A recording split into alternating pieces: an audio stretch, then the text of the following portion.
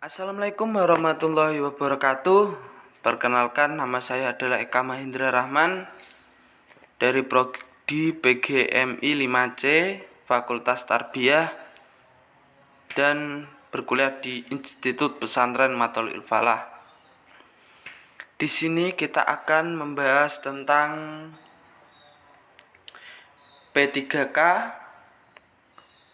pembedaian tentang mata kuliah pembelajaran Penjaskes MI yang diampu oleh Bapak Heri Setiawan, SPD, MPD. Sekarang kita masuki materi yang pertama, yaitu tentang P3K, yaitu pertolongan pertama pada kecelakaan. P3K adalah pertolongan pertama yang dapat dilakukan penolong yang diberikan kepada orang yang mengalami kecelakaan atau sakit yang mendadak sebelum korban dibawa ke fasilitas kesehatan yang lebih baik seperti dokter, klinik, atau rumah sakit. Sekarang kita membahas prinsip dasar P3K. Yang pertama yaitu adalah mengetahui arti tujuan dari praktik P3K. Yang kedua, mampu menggunakan alat-alat P3K. Yang ketiga, kreatif mencari solusi peralatan pengganti. Yang keempat, pastikan Anda bukan menjadi korban berikutnya. Yang kelima, pakailah metode atau cara pertolongan yang cepat, mudah, dan efisien. Dan yang keenam yaitu adalah biasakan membuat catatan tentang usaha-usaha pertolongan yang Anda lakukan. Yang selanjutnya yaitu adalah tujuan P3K. Yang pertama yaitu mencegah agar cedera yang timbul tidak lebih parah. Yang kedua, menghentikan pendarahan, bisa menjaga fungsi saluran pernapasan. Dan yang keempat, mencegah infeksi. Yang kelima, mengurangi rasa sakit. Dan yang keenam yaitu adalah mencegah nyeri. Sekarang kita membahas tentang prosedur memberikan P3K. Yang pertama yaitu adalah jangan panik. Yang kedua, jauhkan atau hindarkan korban dari kecelakaan berikutnya.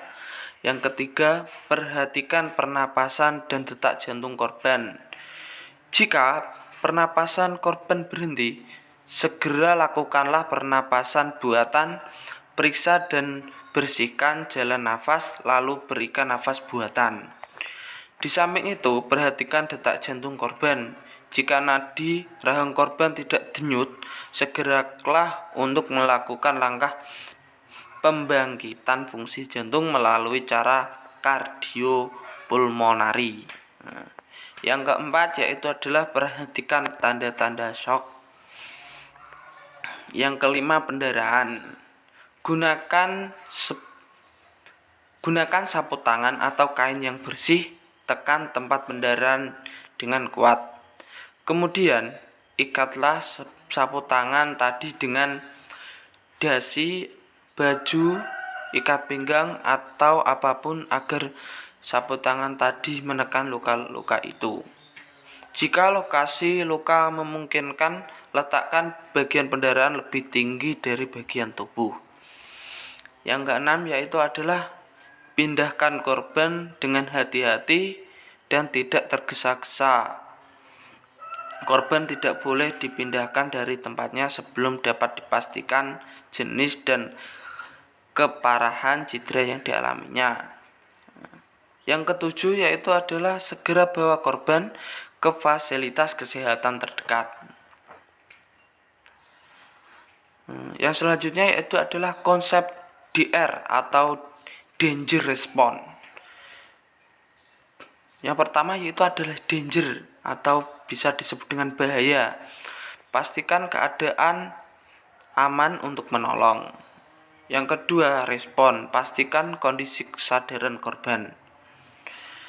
Pastikan kesadaran korban dengan cara memanggil namanya jika Anda kenal atau bersuara yang agak keras di dekat telinga korban. Jika tidak ada respon juga, tepuk pundak korban perlahan namun tegas, berikan rangsangan nyeri, misalnya mencubit bagian telinga korban. Selanjutnya yaitu langkah-langkah P3K dengan resusitasi jantung paru. Mohon maaf tadi sedikit salah. Langkah-langkahnya yaitu adalah 1. Berlutut di samping korban. Yang kedua, letakkan kedua telapak tangan dengan posisi saling bertumbuh di tengah dada korban. Yang ketiga, posisi siku tegak lurus di atas dada korban dengan posisi dagu sejajar dengan tangan. Yang keempat, mulai kompresi dada, menekan dada dengan kedalaman 5 cm. Kira-kira 120 kali per menit. Yang kelima, lakukan secara berulang hingga tenaga medis tiba. Sekarang kita membahas tindakan P3K, yaitu adalah ada pingsan, tersengat listrik, patah tulang, gigitan binatang, gangguan pernapasan, kram, keracunan, tenggelam, dan luka bakar. Sekarang kita membahas tentang pingsan. Cara kita memberikan pertolongan P3K pingsan, yang pertama yaitu jika tidak ada reaksi, miringkan kepala korban dengan periksa pernapasan. Yang kedua, jika bernapas, kepalanya tetap dimiringkan tetapi periksa kemungkinan adanya cedera kepala dan leher. Jangan beri makanan dan minuman. Yang ketiga, jika bernapas tetapi mendengkur, mungkin ada yang menyumbat, beri udara segar dan beri selimut. Yang keempat, jalan napas dapat dibuka dengan cara mendongakkan kepala ke belakang dan gerakkan rahang bawah ke atas. Yang kelima, jangan biarkan terlalu lama, segera bawalah korban ke fasilitas kesehatan. Yaitu sekarang kita membahas tentang P3K tersengat listrik. Yang kita lakukan yaitu adalah yang pertama, putuskan aliran listrik yang terkena tubuh korban. Perhatikan cara memutuskan aliran listrik, jangan sampai penolong menjadi korban berikutnya.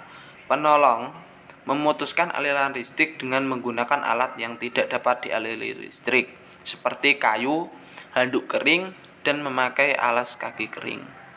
Yang kedua, yaitu adalah jika luka tersengat listrik terlihat cukup parah, secepatnya bawa korban ke fasilitas kesehatan terdekat.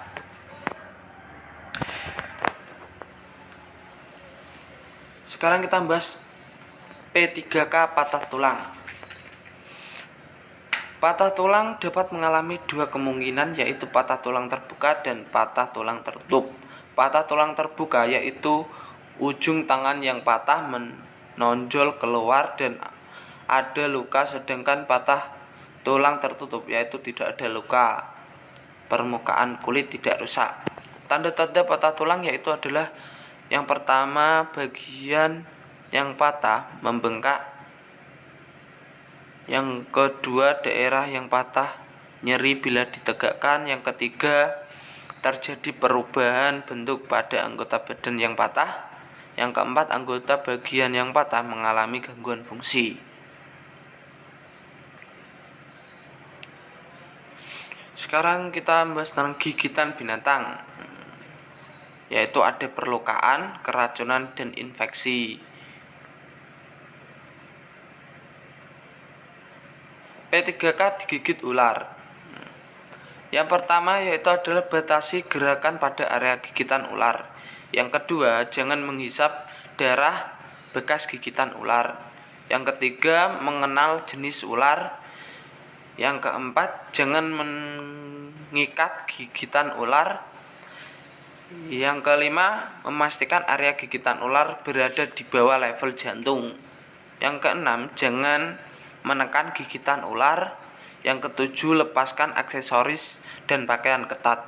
Yang kelima, jangan memberikan korban apapun lewat mulut. Yang kesembilan, carilah pertolongan medis secepatnya. Sekarang kita bahas tentang P3K tenggelam. Yang pertama yaitu adalah orang yang menolong harus terlatih. Artinya penolong harus pandai berenang dan tahu teknik menolong orang yang tenggelam. Jangan sampai penolong membahayakan dirinya sendiri. Kalau tidak bisa berenang, itu pasti penolong juga akan ikut tenggelam dan bahaya kalau menolong orang. Yang kedua yaitu sesegera mungkin mengeluarkan korban dari air. Perhatikan bagaimana cara yang paling aman mengangkat korban dari air. Jangan sampai tangan korban yang biasanya meronta-ronta menghalangi gerakan penolongan, bahkan membahayakan keduanya. Yang ketiga, jika korban sudah berada di tempat aman, usahakan untuk membebaskan fungsi pernapasan korban. Selanjutnya yaitu luka bakar. Luka bakar harus melihat dari derajat kedalaman permukaan dan luas luka bakar tersebut. Bahaya luka bakar luas adalah kondisi dehidrasi yang mengancam penderita. Pertolongan pertama yaitu kita harus membebaskan tubuh penderita dari bahan penyebab. Yang kedua, daerah yang terbakar cukup direndam atau disiram dengan air dingin, jangan air es karena akan menambah sakit. Luka bakar yang luas perlu segera mendapatkan tambahan cairan untuk mencegah dehidrasi. Jika wilayah terbakar kurang lebih 10% penderita harus dirawat di rumah sakit. Selanjutnya keracunan.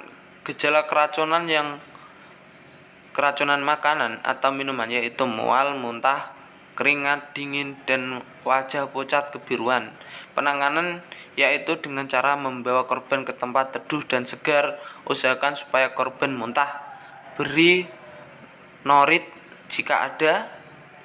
Istirahatkan, jangan diberi minum sampai kondisi lebih baik. Jika korban terlihat parah, secepatnya bawalah ke fasilitas kesehatan terdekat. Selanjutnya kram. Kram adalah otot yang mengejang atau kontraksi berlebihan. Gejala kram yaitu nyeri pada otot, kadang disertai bengkak. Penanganannya yaitu istirahat, posisikan yang nyaman, relaksasi, dan pijat berlawanan arah dengan kontraksi atau kram. Sekarang kita akan menuju ke materi pembidayaan.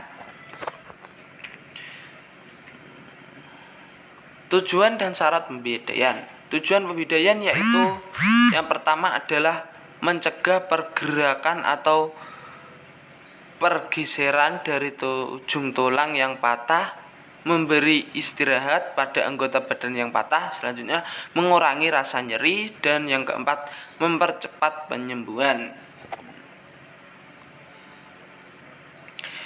Selanjutnya yaitu syarat pembidayaan. Yang pertama, siapkan alat selengkapnya. Yang kedua, bidai harus meliputi 2 sendi dari tulang yang patah. Yang ketiga, sebelum dipasang diukur terlebih dahulu pada anggota badan korban yang sehat. Yang keempat, ikat jangan terlalu keras dan jangan longgar. Yang kelima, bidai tersebut dengan pembalut sebelum dipasang. Yang keenam, ikat harus cukup jumlahnya. Yang ketujuh, kalau mungkin kan anggota badan gerak tersebut ditinggikan setelah dibidai. Yang kedelapan, sepatu, gelang, jam tangan, dan alat lainnya yang mengikat harus dilepas. Macam-macam teknik membidai. Yang pertama, membidai bagian kepala, bagian tangan, bagian mata, bagian dahi, dan bagian dagu, siku, dan bagian lutut. Bahan yang perlu disiapkan, yang pertama kain putih segitiga atau mitela. Yang kedua sarung tangan. Yang ketiga plester jika diperlukan. Teknik membidai bagian dahi. Yang pertama, siapkan kain segitiga sesuai dengan jumlah yang dibutuhkan. Yang kedua, cuci tangan sebelum melakukan tindakan. Yang ketiga, gunakan sarung tangan. Yang keempat, dilakukan teknik aseptis apabila pasien terdapat luka. Yang kelima, bentang kain segitiga. Yang keenam, bagian ujung bawah kain dilipat ke atas. Setelah terlipat, lipat kembali menjadi dua bagian seperti gambar di samping. Yang ketujuh, setelah terbentuknya menjadi lipatan panjang, lipatlah menjadi dua bagian sama rata untuk menentukan sisi tengah kain. Yang kedelapan, bagian sisi tengah ditempelkan tepat di bagian luka. Kemudian sisi kain ditarik ke belakang kepala, kemudian pelintir sisa kain dan tarik kembali ke depan untuk dikaitkan di bagian atas luka. Yang kesembilan, cuci tangan sebelum tindakan selesai.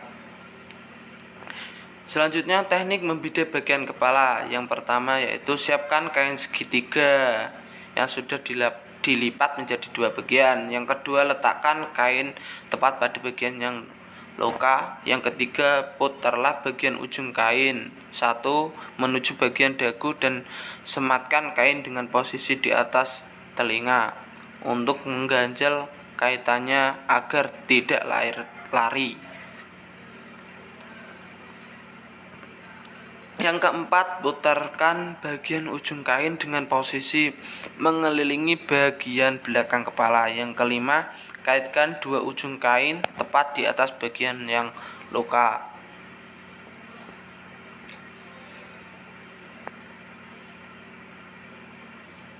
Selanjutnya, pembidaian bagian mata. Yang pertama, siapkan kain segitiga yang sudah dilipat menjadi dua bagian. Yang kedua, letakkan kain di atas mata. Yang ketiga, tarik kedua ujung kain di bagian belakang kepala, kemudian dipelintir. Yang keempat, putarlah kembali kain menuju bagian depan untuk dikaitkan satu sama lainnya. Yang kelima, kaitkan kedua ujung kain tidak pada bagian mata yang luka atau sakit.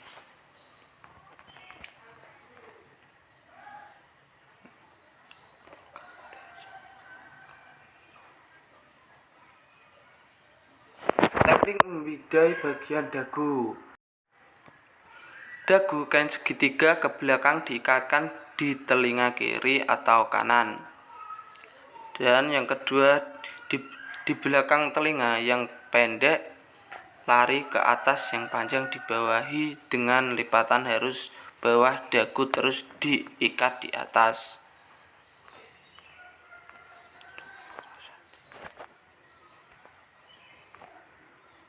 Membidai bagian siku dan lutut. Yang pertama, siku dan lutut harus keadaan ditekuk selalu ujungnya di siku ke depan, arahkan yang satu ke atas, yang satu ke bawah. Yang atas diputar ke bawah, yang bawah diputar ke atas, diselengkan di ujung siku, dikedapkan lagi baru diikat. Mengikat tidak bisa mengikat posisi tangan lurus. Yang kedua, untuk menggendong ujungnya yang lancip harus di siku yang sakit. Kalau prakatur sudah keadaan bidai, lengan bawah harus posisi anatomis. Oke, terima kasih. Sekian dulu pembahasan dari saya, kurang lebihnya mohon maaf. Wassalamualaikum warahmatullahi wabarakatuh.